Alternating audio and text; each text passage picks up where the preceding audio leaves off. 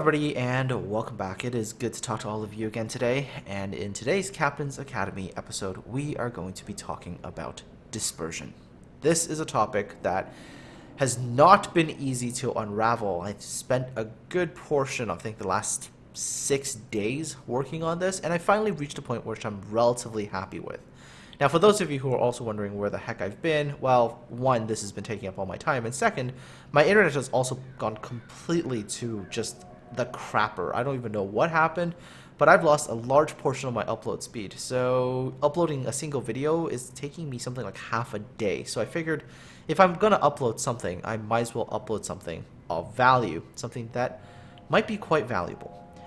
Now, I am going to preface this video by saying one other thing, which is that there are always potentially something that I might have missed, something so buried deep in the code that I didn't catch it that impacts this. However, most of what I've been able to test and also the number crunching has led me to a point where I'm reasonably happy with my explanation about how things work. And this explanation also provides some very interesting insights into, let's say, certain misconceptions about certain ships. So, before I get started on the actual explanations, I want to thank a few people, because some people really did some good work. First, vac underscore and nuisance underscore value. You guys did some very, very good work on horizontal dispersion. Thank you for that. And of course, this time in particular, special thanks to Little White Mouse for really spending quite a good number of hours sitting there in a training room with me as I plopped away shells at a buoy in the distance, and she ended up plotting all of it. So thank you so much, Mouse. A lot of help there. All right, so let's get started. Now, dispersion in the game is really three major things. Now, there is the horizontal dispersion value that we see in game. This is the one where when you move your mouse over your main gun batteries, this is where you see that maximum dispersion value. That particular value deals with horizontal dispersion. The second is sigma, and sigma is something you've heard a lot about, and I will explain sigma after I've explained horizontal dispersion. And finally, the thing that is of greatest mystery, essentially, and the reason why sometimes things feel so weird is vertical dispersion. I've got a pretty good explanation for that now, and hopefully when all three are combined together, you'll see how it's actually really important. Oh, and one final thing, and I forgot to say this earlier, when you lock onto a ship, that also does something as well. So that's where you press the X button, your camera starts to follow it, locks onto that ship. Well, that lock-on reduces your dispersion ellipse by half. So if you have a really, really large circle, which you will get if you don't lock onto something, when you lock onto something, that circle shrinks by half.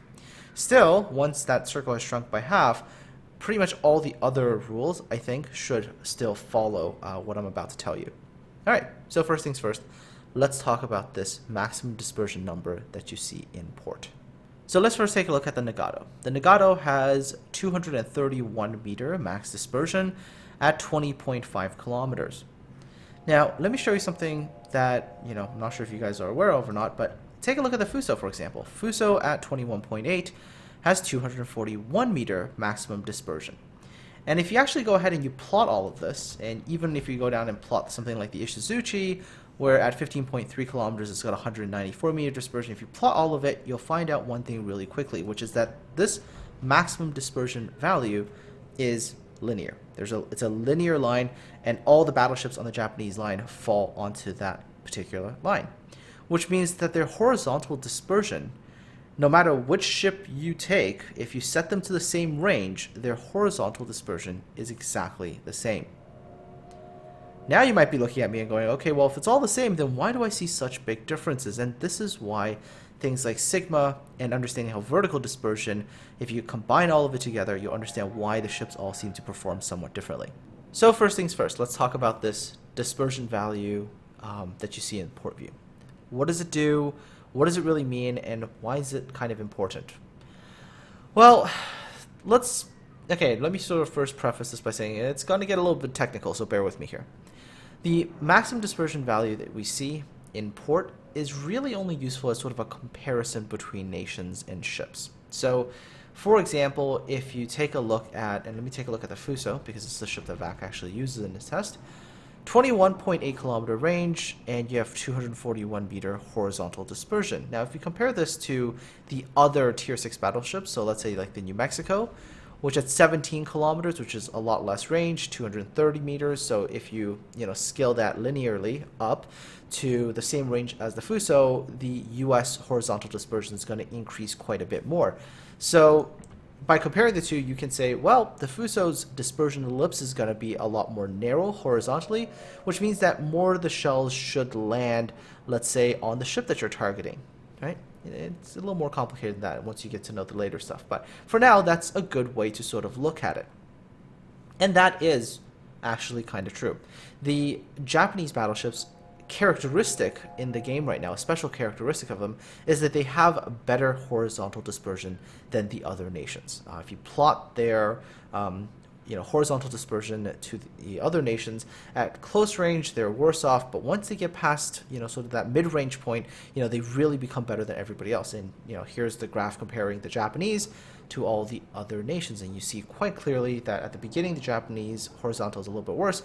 Once they get past a certain range point, they become better than everyone else. So quite an important thing about the Japanese battleships. So in most cases, if you play IJM battleships, you want to be a little bit further away to take advantage of that better horizontal dispersion.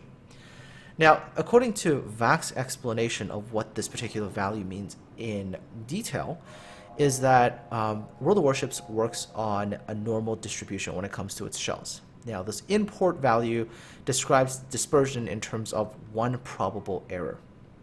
So this gives a value where 50% of the fired shells will land around the point of aim.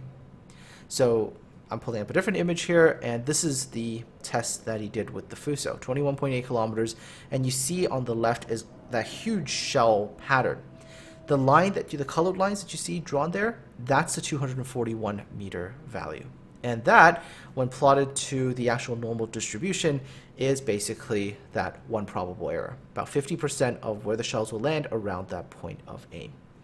So that is what this max dispersion value in port actually means. And it doesn't actually give a very complete picture. It allows you to sort of make some comparisons between, like I mentioned, ships and other ships, but it doesn't give you a full picture of what the dispersion actually looks like, because what we're missing is sigma and vertical dispersion. And let's cover those two, because those two are quite a bit more interesting. Now, before I move fully into sigma, one last remaining thing about horizontal dispersion, and it has to do with, if you actually look at the horizontal dispersion between nations and between ships, you'll notice that sometimes the differences seem very, very, very small. Like, while the differences are rather more significant with, let's say, the Japanese and everybody else, if you look at, let's say, the US battleships and you compare it to the German battleships, you notice that their horizontal dispersion is not all that different from each other. So, yet in game when you play it, there's such a big difference in terms of, how the guns behave. And one of these is, of course, sigma. So what is sigma? Sigma is, and this is sort of, quoting from the developer, Sub-Octavian, is that sigma is the probability of which your shells head towards the center of your dispersion circle. The higher your sigma, the more likely they are to go towards the center, because there's less chance of them heading towards the edge of that dispersion circle. How big of a difference is this? Well, if you compare ships like the Fuso versus ships like the Nagato or even the Yamato, there's a substantial difference in that percentage of shells heading towards the edge of that dispersion circle. In the Fuso's case, with 1.5 sigma, you actually have a 13.36, so let's call that 13.4% chance of your shells heading towards the outer limit of your dispersion circle, which is quite a high chance. And of course, the higher the chance of the shells going to that outer circle, the less of a chance they are to head towards the part that you actually want them to, the point where you're aiming. Now, if you compare that to, let's say, the Nagato, where sigma is 2.0, the Nagato with that sigma value has only a 4.56% chance of shells going to the extreme outer edge of that dispersion circle. Now, how big of a difference is sigma, right? And well, this is one of the questions from people regarding two battleships, North Carolina and Alabama, where North Carolina has 2.0 sigma, while Alabama has 1.9 sigma, but the differences there are not so significant. I mean, while you compare 2.0 to 1.5 like Nagato and Fuso, and you go, whoa, that's almost a threefold increase between those two. 2.0 and 1.9 sigma is very, very small. 1.9 sigma is 5.74% chance of shells going to that outer edge, while 2.0 sigma is like 4.56%. So there's maybe a 1.2 something percent difference there. So that's not that big. But again, compared to 1.5, it's a huge difference. If you compare, let's say, Yamato, which is an extreme at 2.1 sigma versus Fuso, I mean, that difference is almost, what, 3.5, almost fourfold increase in accuracy that the Yamato has over the Fuso. A rather substantial difference. And that's pretty much what sigma is. It's the probability chance of shells heading towards the center of your dispersion ellipse to the point that you're actually aiming at. But when talking about dispersion ellipses, one of the last things you got to talk about is vertical dispersion. And this is the thing that we don't really know all that much about. And by the way, the ellipse is more teardrop shaped, and I'll explain why it's a teardrop shape in a second. So if you take a look at this one, for example, you'll notice that the Amagi at 10 kilometers is on the left, North Carolina 10 kilometers to the right. And what you'll notice is that they're both in teardrop shape, right? It's shooting from top to bottom. It's longer, there's a longer tail there, closer to where you're shooting at, and it's a little bit less of, a stretch thing. It's a little bit more round to the front where your shells are actually going. But you'll notice here that the Amagi's dispersion is a lot longer vertically, right? And you might have heard, for example, that vertical dispersion is some sort of ratio to horizontal dispersion. And for maybe the first 2 days, I thought that to be true. I mean, I looked at everything that people had posted before, and a lot of people said, there's these ratios in the data that they were able to pull off out of the data mine data. And, they argued that that was the ratio of horizontal to vertical. And at first it sounded really good. And then, as I tested it, it just didn't make all that much sense. You'd figure that with the Japanese battleships all having linear dispersions, where all of them at certain ranges, at all ranges, basically be the same. The ships with more, they just can shoot further. But if you set them to a range where they're the same, you'd expect the dispersion ellipses to be the same. But they're not, even if the sigma values was identical. So, for example, take Nagato and take Ishizushi. They both have 2.0 sigma. Their horizontal dispersion is the same. Take them out, set it to a certain range, let's say 10 kilometers, and open fire. And you'll notice that the dispersion patterns end up being very different. And it's like, why is that the case? So if you're looking at this one, for example, and this was back, by the way, the old North Carolina data. So this was way back in the day. And you'll notice that the North Carolina's dispersion, while horizontally a little bit wider than the Amagi's, vertically it's less. It's quite a bit less. And you might be looking at this and going, well, so what? What's so significant about having slightly less vertical dispersion? Well, if you think about it this way, right? Imagine you have, a circle, and on the inside of the circle you have another smaller circle where, let's say, 50% of the shells will fall. Now, if you have a circle that's more elongated, right, it's longer in the vertical, what you potentially could have is much more cases of overshooting and undershooting. Well, in the case of the North Carolina compared to the Amagi at, let's say, 10 kilometers, the North Carolina would have a circle that would lead to less overshooting and less undershooting, resulting in less moments in game where you go, oh, my shells just landed just a little bit short, or oh, my shells just landed a little bit on the long side, right? The smaller your vertical dispersion, the less that occurs. So, in a way, the North Carolina has a hidden advantage over the Amagi, even though when you look at our port dispersion value, it looks like the North Carolina is at a massive disadvantage. Now, why does this occur? Why is the vertical dispersion so different? And it has to do with the factors that influence vertical dispersion. and it's actually the actual ballistics of the shells. So take a look at what I'm showing you on the screen right now. This is ballistics calculations made for the North Carolina shell parameters and for Amagi shell parameters, depending on the various elevations in terms of angles of the guns. I am going to say one thing. There is one thing that I'm not 100% sure on. Whether or not in-game the distance that we're talking about is a scaled down compressed version of real distances, or if there's some other sort of conversion rate. What these values I'm showing on the table right now should show you is the differences between the two gun sets, right? In ballistics calculations, they come out with pretty clear differences. And also the second thing is, it explains why when you're testing dispersion, you always get these tear drop shape patterns. Why there's always a longer tail and a shorter point that's past the point of aim. So take a look at the table, and here's what you will notice, right? And I've sort of tried to pick ranges where it's similar. So take a look at the Amagi. To get to 12.9 kilometers, almost 13 kilometers, she elevates her guns to 8 degrees elevation. And compare that to, her guns reaching out at 7-degree elevation. You'll notice that there's a 1,186 meter difference.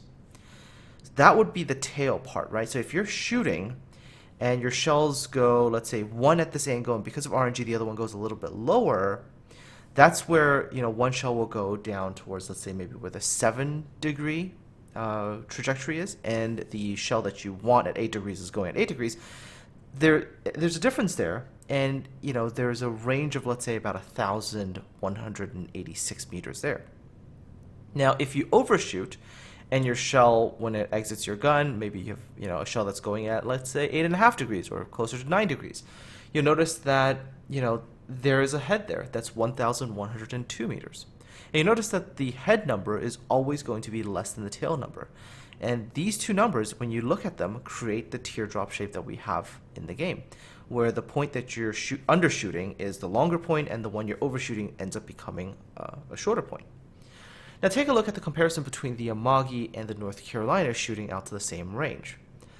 The North Carolina, in order to get to roughly the same sort of 13-ish kilometers, has to elevate her guns 10 degrees. But then take a look at that tail distance on the North Carolina.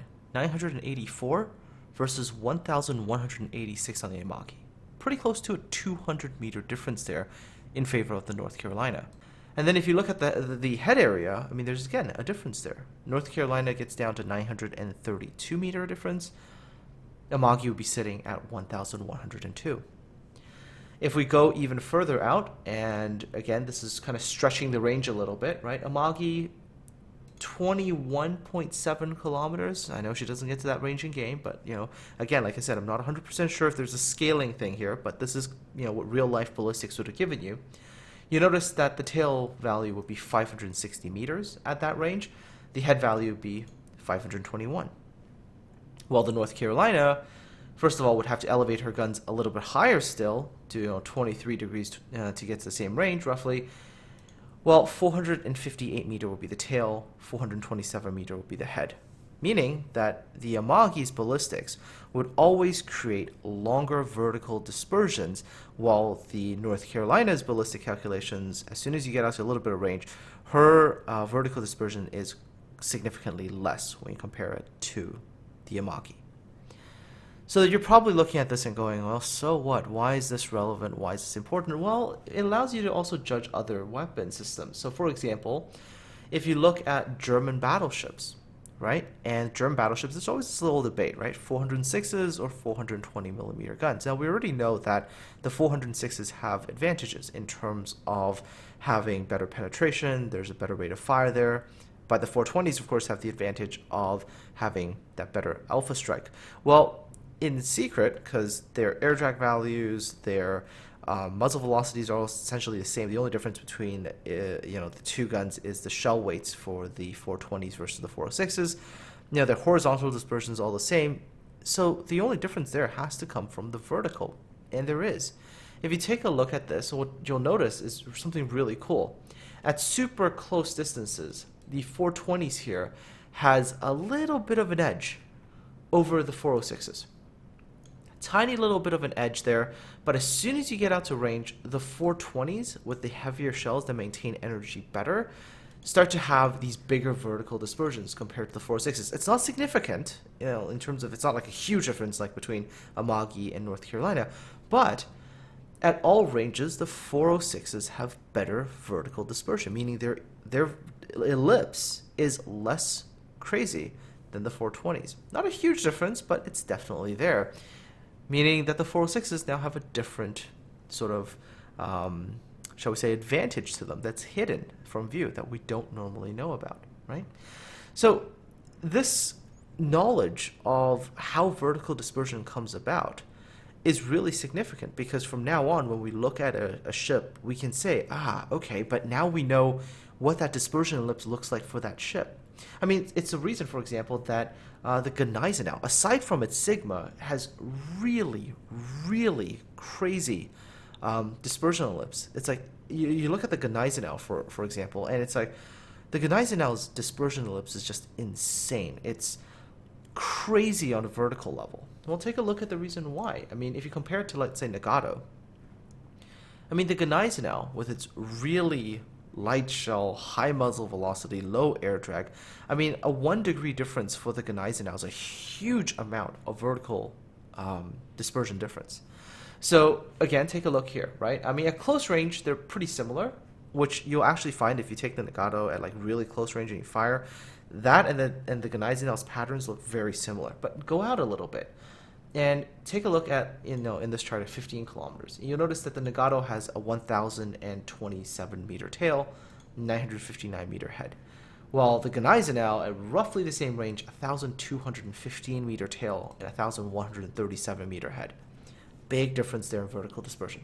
As you keep going even further out, you'll notice it gets way crazier. Nagato at 25 kilometers, and again, like I mentioned earlier, there's that scaling thing that I'm not 100% sure on, but again, real-life ballistics are modeled accurately in the game. So at 25.7 kilometers, Nagato's would be a 210 meter tail and 184 meter head, a pretty nice round dispersion there. Well, if you look at the Gneisenau, same range, and you're still talking 478 meter tails and a 441 meter head, a significantly more elongated dispersion pattern, which means that you're going to get a lot more undershooting and overshooting on the Gneisenau than you are going to get with the Nagato as the range ticks up. And finally, let's talk about Dunkirk, because as I went through all the ballistics calculations, one of the things that I started to notice was that, like, ships with high muzzle velocities, with the light shells, they had these really crazy vertical dispersions. And, Dunkirk is one of those ships that people go, wow, the guns are kind of erratic. And it might really be because her vertical dispersion is actually quite erratic, because if you actually look at the Dunkirk's guns, they're not very heavy shells, and they have insanely high muzzle velocity.